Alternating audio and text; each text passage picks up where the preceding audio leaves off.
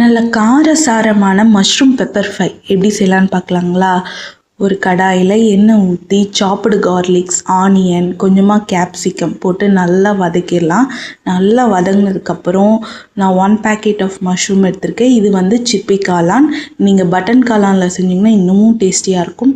அதையும் போட்டு நல்லா வதக்கிட்டு கொஞ்சம் garam masala, 1 teaspoon of pepper தூள், வீட்டிலே அரைச்ச ஹோம்மேட் கொரியாண்டர் பவுடர் 3ஐயும் சேர்த்து நல்லா ஃப்ரை பண்ணிவிட்டு கொஞ்சமாக தண்ணி ஊற்றி வேக வச்சு எடுத்தோம்னா சூப்பரான டேஸ்டியான மஷ்ரூம் பெப்பர் ஃப்ரை ரெடி ஆயிரும்.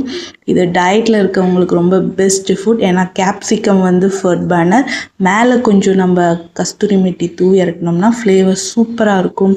இது நார்மல் ரைஸ், சப்பாத்திக்கெலாம் சாப்பிட்டோம்னா செம்ம டேஸ்ட்டாக இருக்கும். இந்த ரெசிபியை நீங்கள் ட்ரை பண்ணி பார்த்துட்டு எப்படி இருந்துச்சுன்னு கமெண்ட்டில் சொல்லுங்கள். வீடியோ பிடிச்சிருந்தால் லைக் பண்ணிக்கோங்க, மறக்காமல் சப்ஸ்கிரைப் பண்ணிக்கோங்க. தேங்க்யூ.